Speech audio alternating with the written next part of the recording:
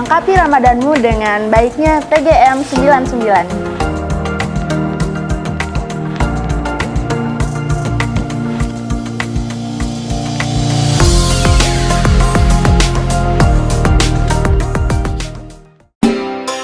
Hamdan wa syukranillah, asyhadu an la ilaha illallah wahdahu la syarikalah wa asyhadu anna Muhammadan abduhu wa rasuluh alladzi la nabiyya ba'dah, amma ba'd. Alhamdulillahirabbil alamin, puji serta syukur tak lupa dan tak henti-hentinya kita panjatkan kepada Allah Subhanahu wa taala atas limpahan rahmat dan karunia-Nya. Allah Subhanahu wa taala masih memberikan kita kesempatan. Hingga saat ini Allah Subhanahu wa taala memberikan kita kesempatan untuk bertemu kembali dengan bulan suci Ramadan pada tahun ini. Mari kita jadikan kesempatan yang sangat langka dan berbahagia ini untuk sebagai momentum meningkatkan kualitas iman kita, meningkatkan kuantitas ibadah kita, sehingga nanti pada akhirnya kita bisa meraih derajat takwa di sisi Allah Subhanahu wa taala sebagaimana yang Allah firmankan dalam Quran surah Al-Baqarah ayat 183, ta'allakum tattaqun, agar kita menjadi orang-orang yang bertakwa di sisi Allah Subhanahu wa taala. Sahabat Mustafi yang dirahmati Allah Subhanahu wa taala, banyak sekali hikmah yang dapat kita ambil dari setiap proses penciptaan makhluk hidup yang Allah ciptakan. Salah satunya kita manusia. Tak semata-mata Allah menciptakan kita tanpa ada sebab dan alasan. Maka dari itu banyak sekali hikmah yang bisa kita ambil dari setiap proses penciptaan makhluk Allah Subhanahu wa taala. Pernahkah kita berpikir mengapa kita diciptakan? Mengapa Allah menciptakan kita di dunia dan menjadikan kita khalifah di muka bumi?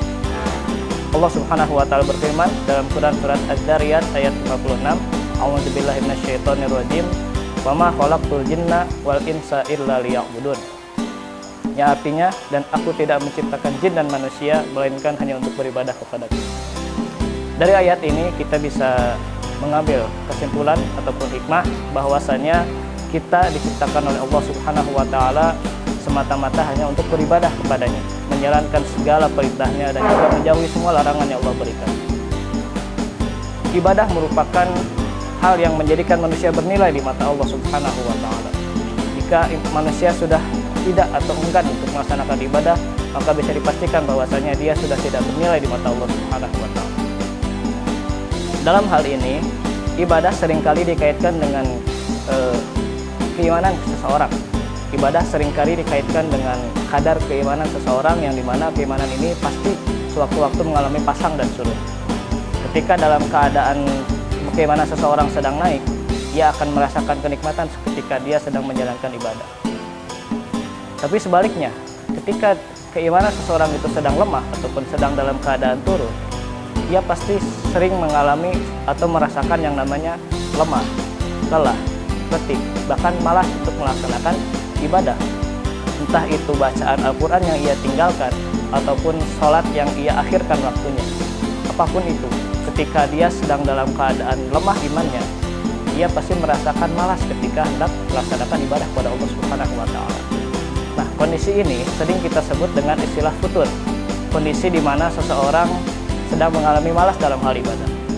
Dan ini merupakan penyakit yang menyerang hati, di mana dari rasa malas inilah timbul sifat futur ini.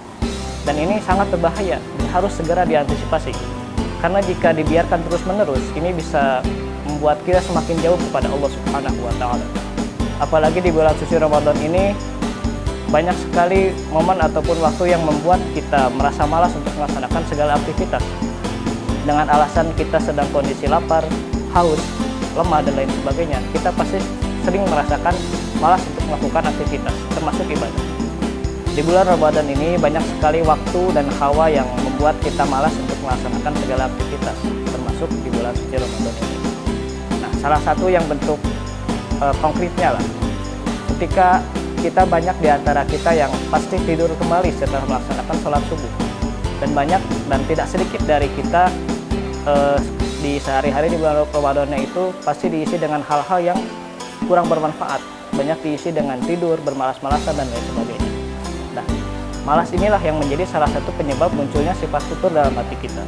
Maka dari itu, mari kita segera antisipasi supaya sifat futur ini tidak hadir dalam hati kita. Oleh sebab itu, ada beberapa hal yang bisa kita lakukan supaya kita bisa terus menjaga semangat dalam beraktivitas, juga memperbanyak ibadah di bulan Ramadan ini. Yang pertama adalah kita harus menguatkan hati kita. Kita kuatkan niat kita, kuatkan hati kita bahwasanya kita melaksanakan saum ini untuk semata-mata mendapatkan ridho Allah Subhanahu wa taala. Karena niat yang kuat merupakan salah satu modal awal bagi kita untuk senantiasa menjaga semangat ibadah di bulan suci Ramadan ini. Yang kedua adalah menjauhkan kita dari hal-hal yang dapat membuat kita malas. Kita evaluasi kembali hal apa saja yang membuat kita malas untuk melaksanakan aktivitas, hal apa saja yang dapat membuat kita malas untuk melaksanakan ibadah. Kita antisipasi hal tersebut supaya semangat dalam beribadah kita tetap terjaga. Dan yang ketiga, kita sibukkan diri kita dengan hal-hal yang produktif dan positif. Bisa kita mulai dengan membuat rencana pencapaian di bulan Ramadan. Nah, hal-hal apa saja yang akan kita capai selama di bulan suci Ramadan ini? Dengan itu kita bisa mengisi waktu-waktu Ramadan kita dengan aktivitas-aktivitas yang sifatnya positif. Dan yang terakhir, kita bisa mengisi waktu kita dengan memperbanyak zikir dan membaca Al-Quran. Karena malas itu merupakan penyakit yang menyerang dari hati. Oleh karena itu, zikir kepada Allah dan membaca Al-Quran merupakan obat dari mengobati sifat malas itu. Karena Quran sebagaimana yang kita ketahui, syifaun lima fis sudur, obat dari segala macam penyakit yang ada di hati.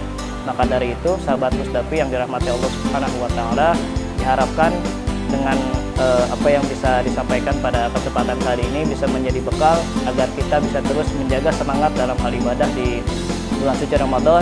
Kita bisa terhindar dari sifat futur, kita bisa terhindar dari sifat malas, dan semoga kita bisa menjadikan Ramadan kali ini menjadi Ramadan yang terbaik dan terindah bagi kita semua. Dan tak lupa kita berdoa bersama-sama supaya semua amal ibadah yang kita laksanakan termasuk Ramadan di bulan kali ini diterima oleh Allah Subhanahu wa taala, dosa-dosa kita diampuni, juga kita bisa dipertemukan kembali dengan Ramadan berikutnya. Allahumma salimni li Ramadana wa salim Ramadana li wa salimhu minni mutaqabbalan. Rabbana atina fid dunya hasanah wa fil akhirati hasanah wa qina adzabannar. Wassalamualaikum warahmatullahi wabarakatuh.